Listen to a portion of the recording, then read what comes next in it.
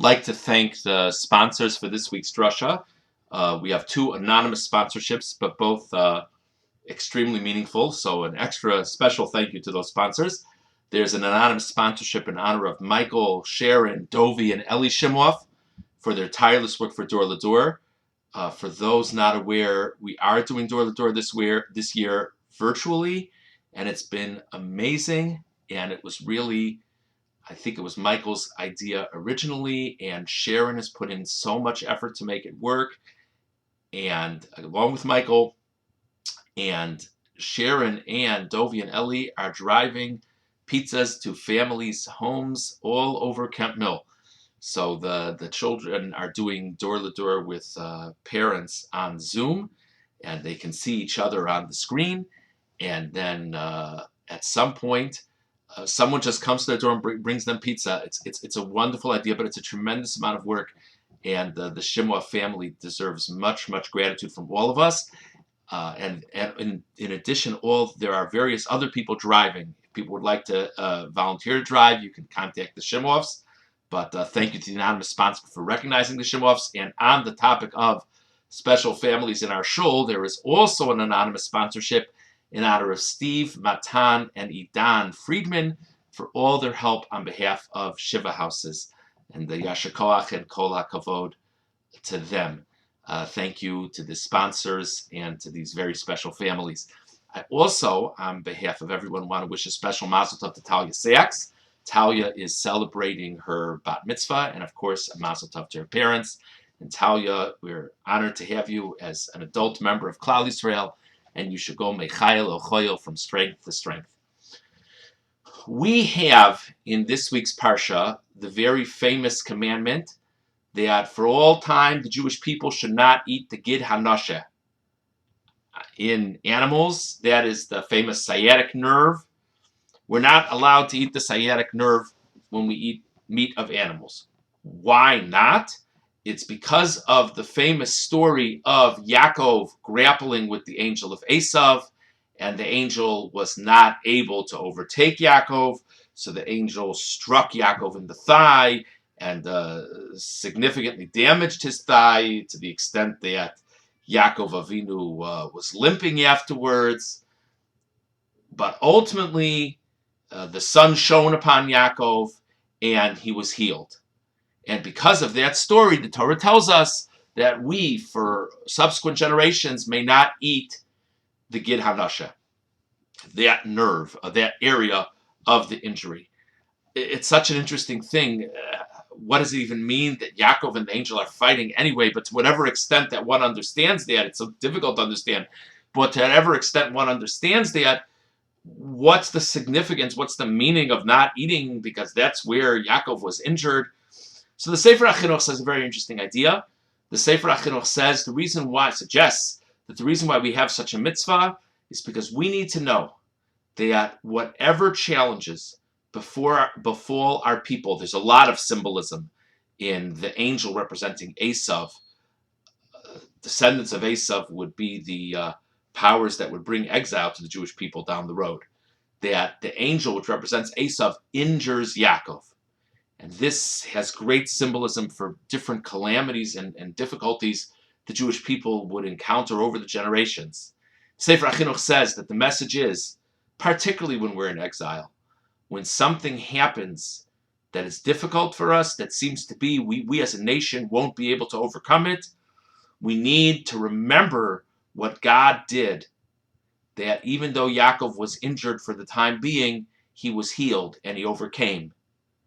And that's representative of the Jewish experience in so many times and so many challenges. That's the idea of the Sefer HaChinuch.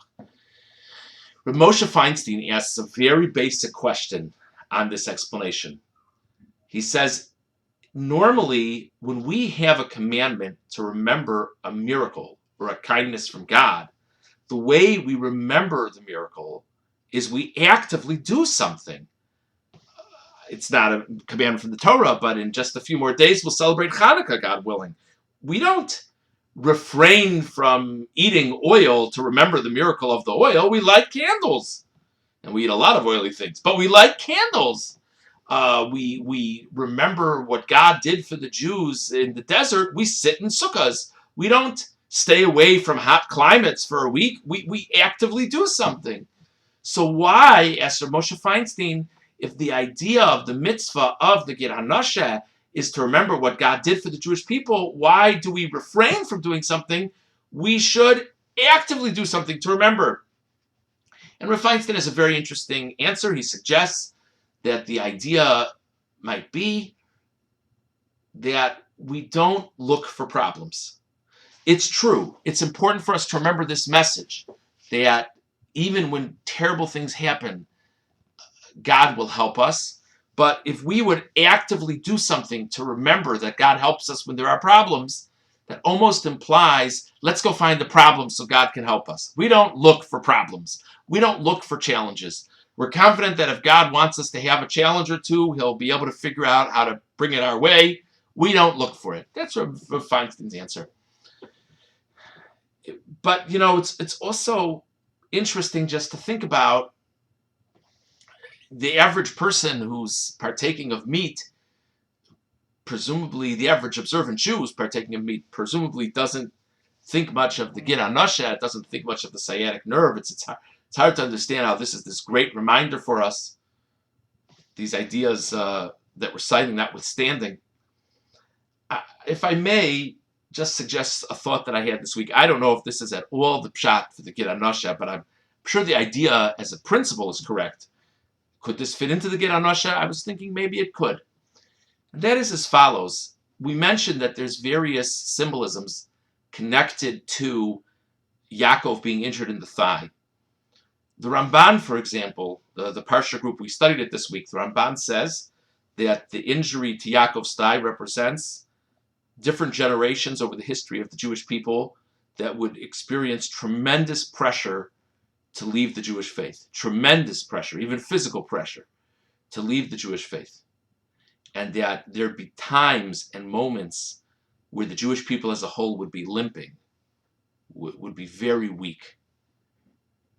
One idea. There's another idea that's frequently quoted, that when we kind of lean on our thigh, that we rely on our thigh for support. There's another idea that this injury to the thigh represents that different times it will be difficult for those who uphold and support the study of Torah. There'd be difficulties for those people. It's another symbolism. If we think of these two ideas, that means that the injury to Yaakov's thigh represents problems and challenges for specific individuals within the Jewish people or specific time periods within Jewish history. And perhaps there's an idea as follows, that HaKadosh Baruch Hu tells us, if the fact that the angel of Esav struck Yaakov, if that symbolizes challenges and problems within the Jewish nation, then every time we partake of meat, we have to not completely take pleasure in that, and we have to forego at least part of the pleasure. There's a certain part of the animal that we may not eat from. Why? To remember that there are people in Klal Yisrael who are having terrible difficulties.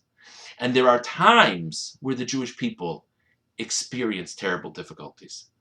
And maybe we could argue that that in some small way also fits in to the symbolism of the Gid HaNasheh, of not eating the Gid HaNasheh. And it's a very interesting thing to think about. Talk about the Holocaust. Talk about the Spanish Inquisition. Obviously, so many things before and in between, but just some major moments in Jewish history. So, how do we feel when we think about the Holocaust? So many of us know people or knew people who experienced the Holocaust. Many of us, heaven forbid, could imagine in some small way, and some of us don't need to imagine, some of us ourselves experienced it, what those terrible experiences might be. And it gives us pause, and it's frightening. Spanish Inquisition, how does that hit us? It sounds like a concerning idea, but what we do is we say to ourselves, that's so frightening. Imagine if that were happening today. This idea that we have to connect to other Jews above space and above time is I think, an important concept. Even if I can't relate to the challenge, maybe I can, maybe I can't.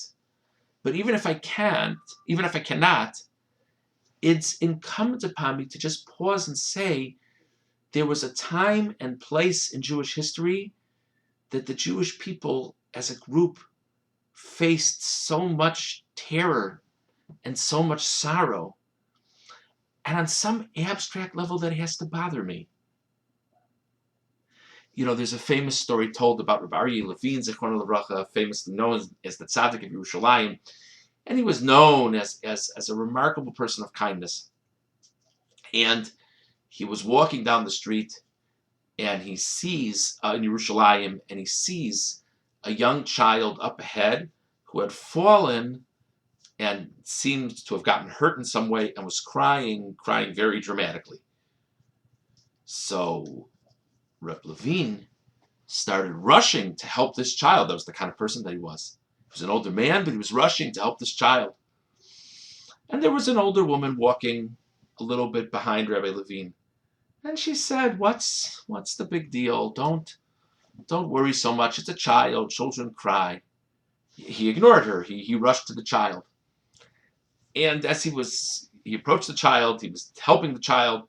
And as they were figuring out whatever it was, this woman who had been taking her own sweet time and wasn't even going to look at the child happened to finally have caught up to them.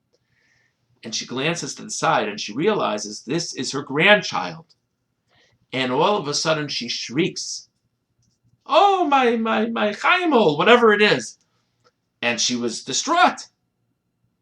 So it was a very striking thing. This is the very same woman who said, children cry. But when it was her own grandchild who was crying, it wasn't just children cry. Now it mattered. Of course, we have to live with compassion for every creature in this world, and certainly every human being in this world. But for other members of the Jewish people, it's a whole different level. That's part of being part of Klal Yisrael.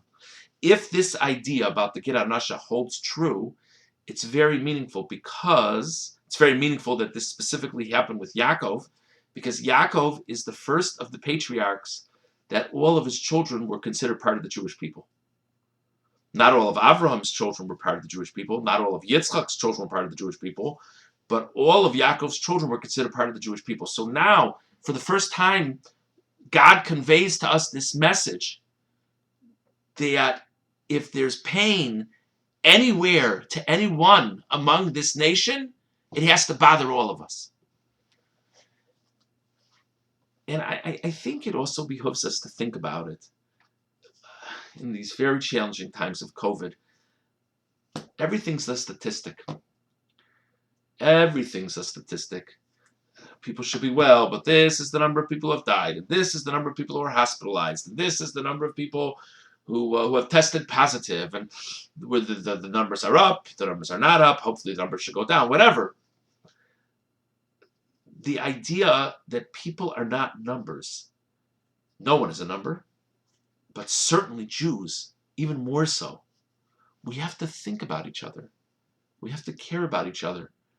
It's so easy. You just go online, this one in Israel and that one in New York and that one in New Jersey.